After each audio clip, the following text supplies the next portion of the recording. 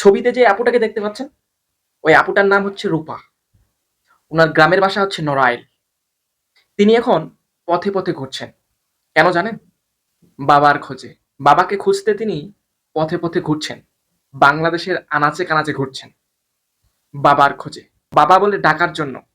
তার যে বাবা আছে, সেই পরিচয়টা মানুষের সামনে তুলে ধরার জন্য তিনি তার বাবাকে খুঁজে বেড়াচ্ছেন এইভাবে প্রতিদিন।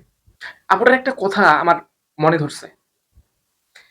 তিনি বলছেন যে, বাবার কথা যখন মনে পড়ে, তখন নাকি তার বুকটা দুমড়ে মুচড়ে যায়। আরেকটা ইনফরমেশন আপনাদেরকে দেই। তিনি ছোটবেলায় তার বাবাকে হারাইছেন। তার বাবার চেহারা খুব একটা ভালো তার মনে নেই। আবছা, আবছা তার বাবার চেহারা মনে আছে। ওই কিঞ্চিত মাত্র প্রমাণ, ওই আবছা, আবছা চেহারা মনে আছে, এতটুকুর উপর ভর করে সে তার বাবার খোঁজে বেরিয়ে গেছে। মানুষ যখন তাকে বলে যে, "তুই তো জারজ সন্তান, তোর তো বাবা নাই।" তখন তার মনে হয় যে, আমার বাবা কেন আমাকে ছেড়ে চলে গেছে? আমার বাবা কেন হারায় গেছে? ওই দুঃখ নিয়ে, ওই কষ্ট নিয়ে সে আজ পুরো দেশের অলিতে গলিতে তার বাবাকে খুঁজে বেড়াচ্ছে।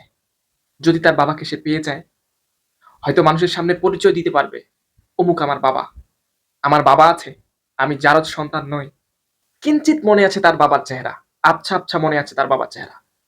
এতটুকু প্রমাণ নিয়ে, এতটুকু সম্বল নিয়ে সে তার বাবার খোঁজে বেরিয়ে পড়েছে পুরো দেশে।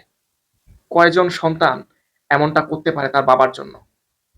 বাবাকে দেখার প্রচন্ড তীব্র আকাঙ্ক্ষা নিয়ে বাবাকে খুঁজে পাওয়ার, বাবার হাতের স্পর্শ পাওয়ার জন্য সে আজ পুরো দেশ চড়িয়ে বেড়াচ্ছে। তার বাবার খোঁজ মিলছে না।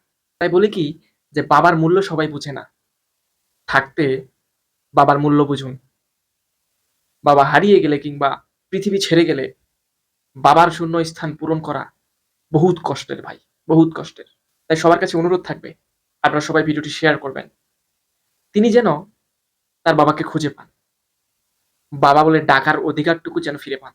মানুষের সামনে তার বাবা আছে এই বলে পরিচয়টুকু দেয়ার যেন একটা আস্থা তৈরি হয়।